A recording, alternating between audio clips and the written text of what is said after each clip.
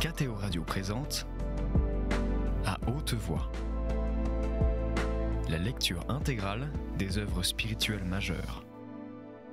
Aujourd'hui, Augustin ou le Maître est là de Joseph Malègue.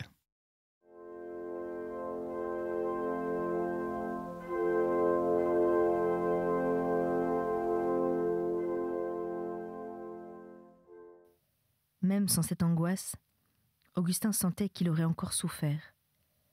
Peut-être alors d'un simple excès de joie, d'une joie trop aiguë, impossible à nommer, à moins de toute une périphrase, comme extrême, intolérable et douloureux bonheur apporté pour quelques heures seulement par cette sorte de brûlure qu'est la présence réelle. Heureusement, baissé de pression et de violence par le voisinage de Madame Desgrais des Sablons, mais non pas changé de nature, pénétré par elle d'un plaisir modéré, presque affectueux et plus tiède, cette joie devenait supportable, ce qu'elle n'eût pas été à l'état pur et brûlant. Augustin n'eût jamais pu être agréable, trouver le ton et le langage naturel. Il n'eût pu dire avec simplicité « Ce lieu est charmant » lorsqu'il vit le rideau latéral des arbres se reculer, admettre entre lui et l'allée le miroir allongé d'un étang couleur de bronze. Madame Desgrais des Sablons, dans le détachement d'un haut rêve ironique, dispensa son regard de l'inutile effort des accommodations, ce qui l'emplit automatiquement de la poésie des lointains. Ce sont d'assez belles futaies, je ne doute pas qu'on ne les rase un jour, dit-elle, d'avance pleine de sérénité. Et l'on assécherait ce doux pays de lacs. Cette petite Anne est vraiment indulgente pour 6 pieds d'eau mêlés de vase. Je les préfère au vrai pays des lacs. Anne sourit à sa tante avec une sorte de câlinerie, de caresse, où revivait ce doux souvenir qu'elles auraient eu en commun. Augustin dépassa la marque délicate qu'il s'était lui-même imposée sur ses chemins mal sûrs. Quelle vertu donc à ce pays, mademoiselle, pour être ainsi préférée ? C'était bien dit. Dans la finale bémolisée, rien ne marquait ni le feu de sa poitrine qu'il avait fallu éteindre, ni le courage qu'il avait dû rassembler pour faire face à ce terrible mot de mademoiselle. Avec un mortel anonymat d'expression, elle répondit « Oh, je ne pourrais pas dire. On a toujours des souvenirs d'enfance ou d'adolescence qui embellissent les lieux. » Puis le visage retrouva sa rêveuse et désespérante réserve, tandis que les pas légers créaient alternativement à droite et à gauche de sa robe de souples plis passagers. Augustin savait bien, et comprit une fois de plus, qu'elle pouvait le faire souffrir infiniment. Devant la belle et froide jeune fille, il sentit les premières pointes d'une détresse qui lui rappela les pires moments du déjeuner. Il ligota sa douleur, sauta sur elle, jugula sa tête de pleureuse, se dominant avec efficacité au obscur plaisir et cette sorte de fraîcheur qui suit un danger évité. Il a commis une faute. Quoi d'étonnant qu'il ne figure pas encore parmi les intimes qui connaissent les raisons particulières de ses amitiés. Il en est le témoin, c'est déjà beaucoup. Qu'il y puise les motifs d'une gratitude infinie. Est-ce qu'il n'aime pas tout d'elle ? Rêve, abandon, joie, souffrance, en vrac, en tas. Tout, pourvu qu'elle soit présente. Moralité, ne jamais lui parler de sujets directement personnels. Il ne sait pas le faire, il ne le peut pas. Parler en général sur ces sujets qu'on appelle divers. Y être gai, amusant et aussi profond tout ce qu'il pourra. Tout cela ensemble et bien d'autres choses. Qu'elle y prenne ou dédaigne ce qu'elle voudra, exactement comme pour sa vie. Ainsi, il peuplait le silence où elle le laissait. « Voyez donc, dit Madame Desgrais des Sablons, pointant vers la pièce d'eau le bout de son ombrelle. Voyez remuer ces eaux qu'on croirait immobiles. » De faibles rides rondes naissaient continuellement et s'élargissaient autour de points qui pustulaient sur les glacis bronzés. La peau du petit lac recevait en 1000 endroits des piqûres de moustiques et les véhiculait jusqu'à ses rives sur des vaguelettes circulaires. Anne, glissant la main sous le bras de sa tante, jouait avec la partie retroussée et festonnée de son gant.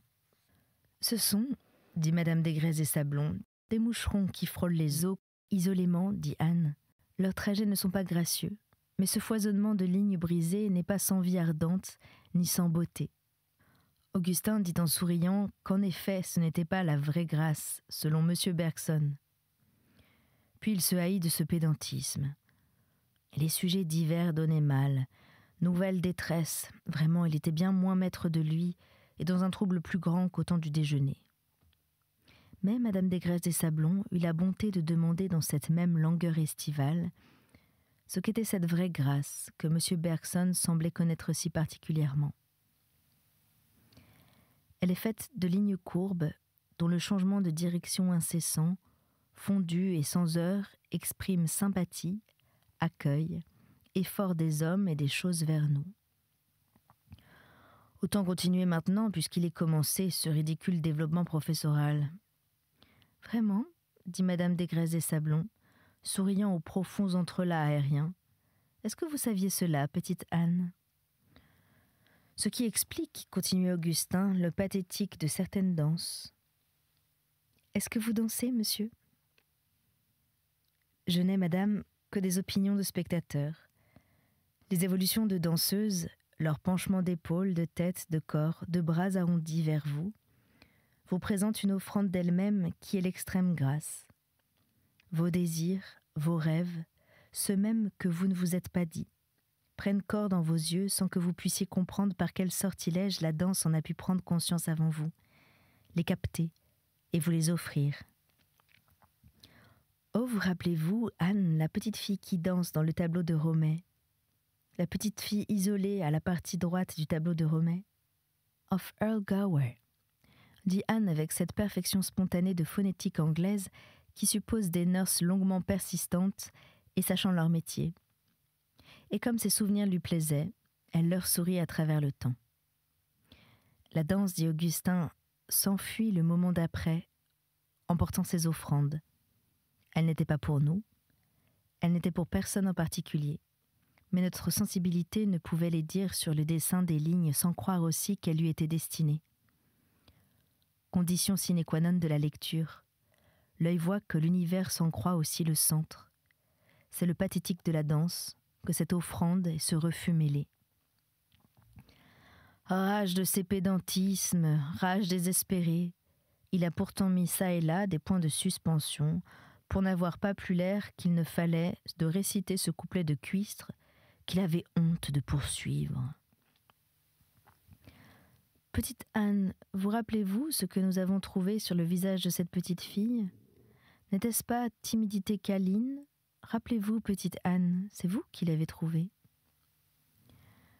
Toute beauté humaine, lâcha Augustin dans une audace folle et subite, est une offrande de bonheur qui ne s'adresse à personne en particulier, bien qu'elle soit recueillie par ceux que le hasard place devant elle. Il fut pris comme sanction d'une angoisse aussi terrible que l'avait été son bonheur. Est-ce qu'il devenait aliéné ? Est-ce qu'il perdait la tête ? Est-ce qu'il n'avait pas osé la regarder en lui parlant de beauté ?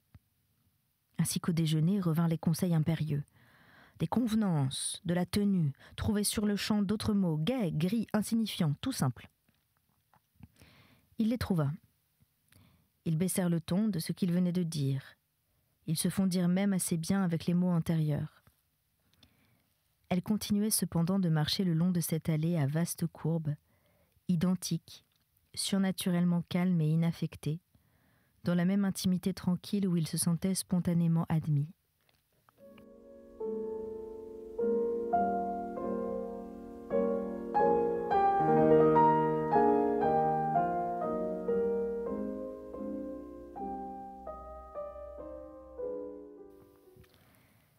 Ses craintes étaient excessives, évidemment. Aucune allusion n'avait été sentie. Aucune même, en réalité, n'existait. Rien n'était changé de leur amabilité. Il se détendit et, sous ses précautions continues, accepta peureusement de savourer sans trop d'inquiétude cette sorte d'ensoleillement enchanté qu'étalait sur toute chose son immense fièvre heureuse. Au fond, disait Madame Desgresses des Sablons, on trouverait autour de tous les villages ces arbres, ces eaux, ce ciel entre les branches. Ce qui fait peut-être, elle chercha quelque temps, l'essentiel du luxe. ce n'est pas la jouissance des choses spéciales, c'est de pouvoir se réserver une zone d'expansion privée dans la jouissance des choses communes. Et elle le regardait en parlant. Augustin admira cette hauteur d'indolence, cette élégante absence de geste, juste une petite élévation momentanée de sa belle main gantée. Il l'admira et s'y rafraîchit.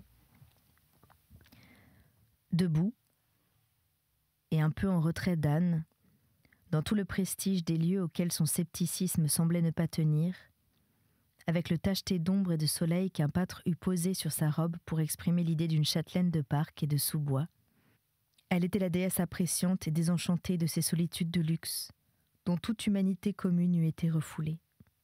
C'est ainsi qu'à certains moments, son ton de voix, ses paroles reflétaient comme une image d'elle-même, qui eût été la véritable, rarement montrée. Calme, maîtresse d'elle, charmante sans doute, mais plus intelligente encore, de bon sens net et de poésie bannie, coupant l'aile à tous ses rêves, y compris les siens. C'est en effet un grand luxe, admit Augustin, que de pouvoir à notre gré attirer ou écarter les hommes. Peut-être n'est-ce pas la méthode la plus juste ni la meilleure dans nos relations avec eux, dit Anne. Peut-être abuserait-il de tout autre, petite Anne socialisante, suggéra Madame Desgrais et Sablon. Puis tournée vers Augustin. Mon beau-frère appelle ainsi sa nièce. Augustin sentit une sorte de confiance, de resserrement des liens qui momentanément les unissaient. Il soutenait un sourire d'indifférence héroïque. On ne savait, grâce aux branches, de quelle couleur était le ciel, ni ce qu'il admettait déjà des tons du soir. « Oncle Henri me raille trop, » dit Anne, un peu de confusion sur le visage. À qui au juste parlait-elle ? À sa tante, à Augustin, au sol sableux de l'avenue, lui s'angoissait de ses visibles timidités dominées, plus profondes qu'au premier jour. S'il ne s'agit que d'écarter les promiscuités, continua-t-elle, c'est peut-être de l'autre côté qu'il faut chercher, par exemple, vers les dénûments franciscains. On est trop sûr qu'ils seront peu partagés. Elle sentit qu'elle parlait seule, et reprit avec cette hésitation initiale qui avait ravi Augustin quand il la conduisait à déjeuner et qu'il thésaurisait dans les débuts de son amour.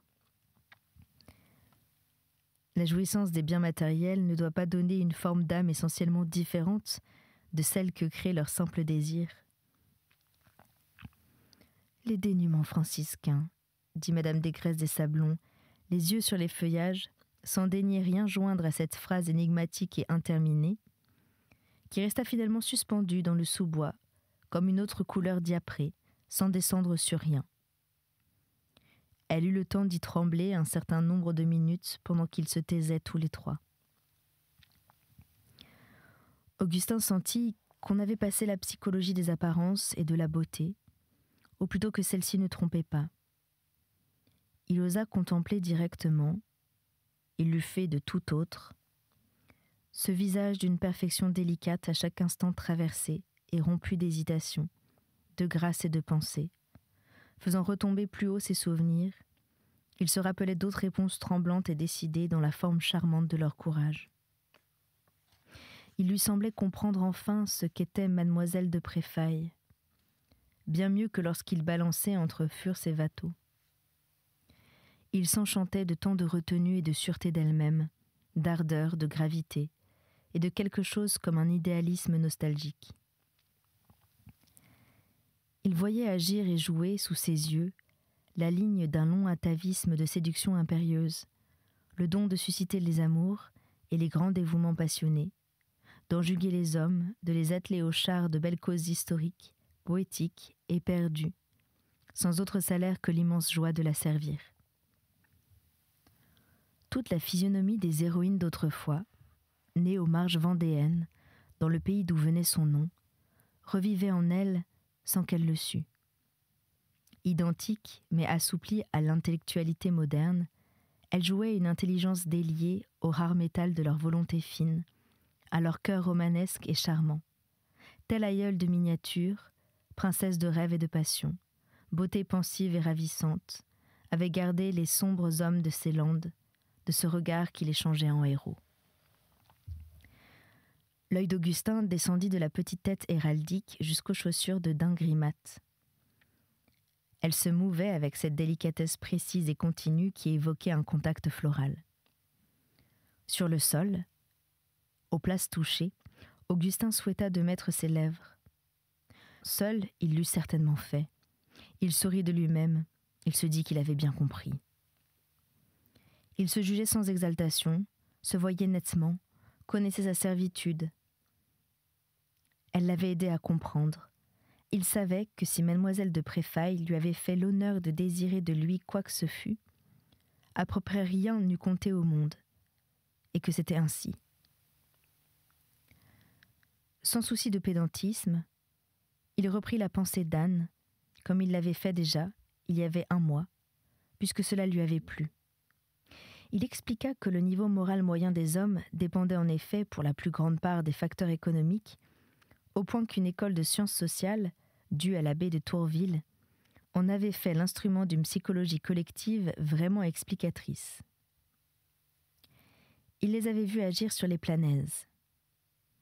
À peu près seuls, les âmes vouées aux grands idéalismes, le plus grand de tous était le religieux, échappaient à l'entraînement des déterminismes humains.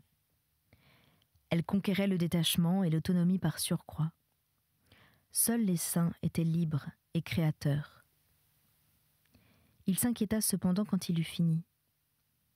N'avait-il pas développé trop longtemps une assez quelconque pensée ?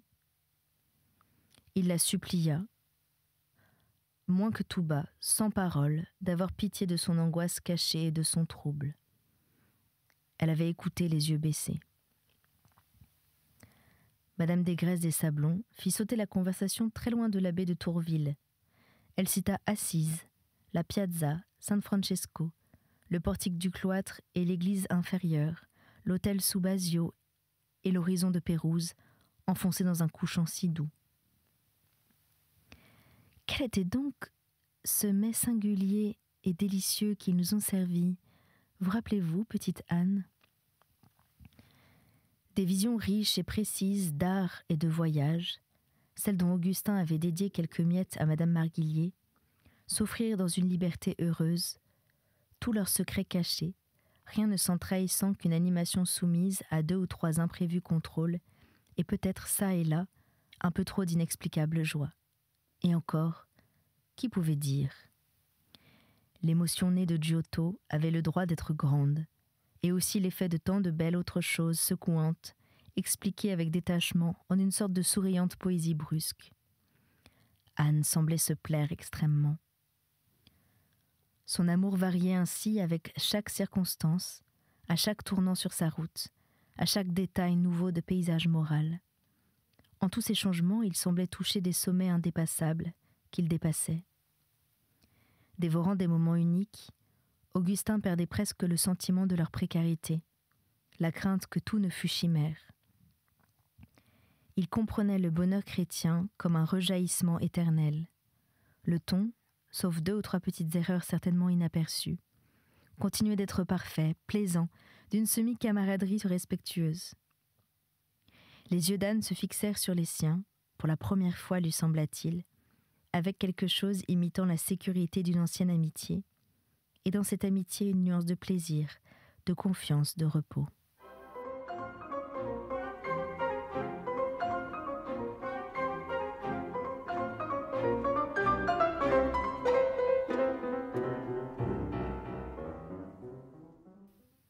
Il lui semblait ne pouvoir désirer plus, que c'était là un pas immense, qui devait sans doute combler tous ses vœux. Au sein de cette joie, il sentait désirer encore.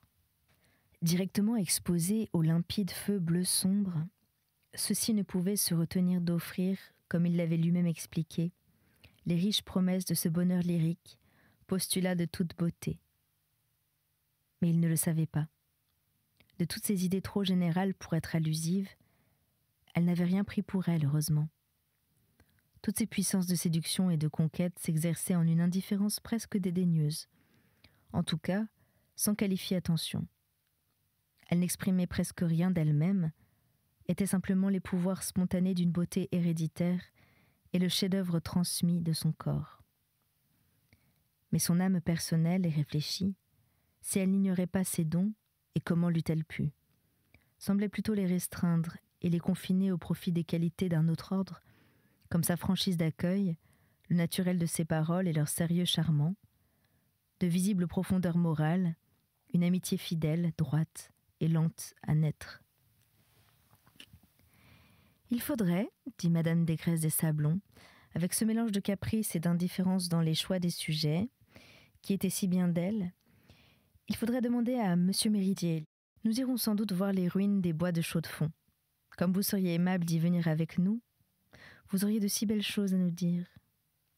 C'est assez mal accessible, réfléchit Augustin, d'une voix qui semblait chercher, s'arrêter, balbutier, alibi commode d'une émotion qui l'étouffait. C'est à 2 heures de voiture, et à 1 heure et demie de marche à travers les bois. Ravissant, dit Anne en plein rêve. Nous choisirons un très beau jour après nos déplacements du début d'octobre, si Monsieur Méridier est libre. Certainement, madame, fit sa rude hâte immaîtrisée. Un contrôle subit sur lui-même le gela quelques secondes. Après quoi ? Certainement jusqu'en novembre, madame, nuança-t-il d'un timbre encore sourd. Il reste, je crois, quelques très nobles choses, demandait Madame Desgresses des Sablons. Nous ne les connaissons pas. Ce sont, expliquait Augustin, les ruines d'une abbaye cistercienne, perdue en des ravins et des solitudes que la forêt a totalement reconquis. Elles forment maintenant le plus beau lieu de rêverie. Il n'arrivait pas encore à sentir comme réelle cette incroyable espérance. Ils étaient arrêtés tous les 3, dans une partie de l'allée assez découverte, à une certaine distance déjà de l'étang de bronze. L'abbaye, en pleine école auvergnate, montrait des pénétrations clunésiennes. Naturellement, peu de choses en restaient, mais révélatrices. La hardiesse bourguignonne était reconnaissable, plus belle à son goût que l'ogive écrasée de la Chaise-Dieu. Il suffisait de se rappeler la splendeur de Cluny, toute la flamme du gothique et plus de mesure, toute la noblesse du plein cintre, ses certitudes de pensée, sa sérénité. S'il fallait des symboles, c'était le chant d'une voix magnifique, égale et sans cri. Il parlait avec une lenteur cherchante, raffinée, paresseuse, écorçant un rameau de bois tombé qu'il venait de trouver sur l'allée, ce qui semblait transmettre à ses mots une sorte d'intérêt hésitant. J'avoue, devant le très beau roman cistercien du XIe siècle, Bourgogne ou Normandie, des joies aussi grandes que celles du gothique, aussi chargées de sens divin. Leur sérénité me faisait penser à d'admirables prières de saint Thomas d'Aquin, si rationnellement mystiques dans leur beau latin lourd. Il était, il est vrai, dominicain, et du XIIIe siècle. Anne manifestait son émotion intellectuelle par ce silence d'une tension docile, cette passionnée, cette sorte de rétraction attentive qu'il connaissait bien. Comme ces gens-là devaient être heureux, dit Madame Desgresses des Sablons en reprenant sa marche lente. Leur spéculation religieuse comportait une solution, exacte pour leur temps, des problèmes de l'homme et de l'univers. Parfaitement sûrs de Dieu, sur leur grand cloître calme, toutes leurs pensées, toute leur sensibilité s'enfermait dans ces circonférences parfaites. Nous leur imaginons un bonheur de paradis. En fait, trop de textes de la fin du XIe ou du XIIe siècle nous montrent, comme aujourd'hui, un assez gros déchet de passion humaine et le voisinage de quelques saints. « Serez-vous longtemps à Lyon ?» demanda Madame Desgresses des Sablons. Dérouté par la brusquerie de l'enquête, Augustin chercha sa portée avant d'y répondre. Avec cette autoritaire netteté dont elle marquait parfois sa conversation familière, elle explique sa question. « Je veux dire, votre carrière vous laissera-t-elle longtemps dans une ville de province ? Quand vous mènera-t-elle à Paris ? N'appelez à votre secours aucune modestie. » « Madame, dit-il avec détachement, on crée en ce moment à la Sorbonne des maîtrises de conférences avec assez de facilité pour qu'on m'ait offerte l'une d'elles. J'ai été nommée en juillet dernier pour la rentrée de novembre. Je ne retournerai pas à Lyon. Quelques petites choses, 2 ou 3 assez mornes livres que j'ai faits, ont donc trouvé quelque bienveillance. Un autre verra le jour dans 3 mois. D'autres sont à plus longue échéance, mais maintenant j'aurai le temps. Voilà, madame. Aucune modestie n'entache ses aveux. Elle gardait cette froideur élégante qui était dans sa manière et s'accentuait avec l'estime où elle tenait les gens. Ces ouvrages doivent être longs à faire, dit-elle. Les méthodes de travail actuelles sont complexes. On ne peut guère étudier la philosophie des 2e et 3e siècles et les mouvements d'idées religieuses qui en dérivent, ce qui est ma partie, sans y employer aussi l'histoire, le droit romain du Principat, les droits locaux s'il se peut, et les linguistiques d'Asie mineure. Toutes ces disciplines, sauf exception bien entendu, de seconde main et par les résultats. Cependant, le travail reste long. On ne pourrait se contenter d'études littéraires pures, ni philosophiques pures, ni historiques ou théologiques pures. Tout cas concret les réunit toutes. Desserrant l'étreinte qui le garrottait depuis le début, un peu d'air libre souffla. Augustin se rappelait la détente du médiocre Maldona à la fin de l'opprimant déjeuner. Pas pour longtemps. Il n'eût pu dire pourquoi ce fut soudain un subit nuage froid dans ce soir d'été. Il connut une autre forme d'inquiétude. Il avait été prétentieux. Oui, c'est cela. Prétentieux. Pour Bergson, pour Assise, pour Chaux-de-Fonds, pour ses livres. Il avait forcé toutes les notes dans son désir d'intéresser Anne. Tout était à refaire. Il eut un inexprimable petit sourire brisé. Il improvisa de la visite un résumé sans espoir. Cependant, son interlocutrice mit un baume. Ce que j'aurais aimé tenter si j'avais été garçon, Anne au moins pourra comprendre vos livres, ceux qui ont paru et ceux qui viendront. « Oh, ma tante !» dit Anne avec une confusion de modestie aussi spontanément ravissante que l'était tout à l'heure son immobilité passionnée. Je me figurerais les comprendre. C'était À haute voix, une émission de KTO Radio. Aujourd'hui, Augustin ou le maître est là de Joseph Malègue. Lecture, Anne-Céline Pellarini.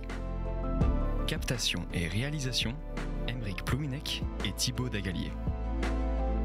Une émission disponible en podcast sur ktoradio.com et sur l'application KTO Radio.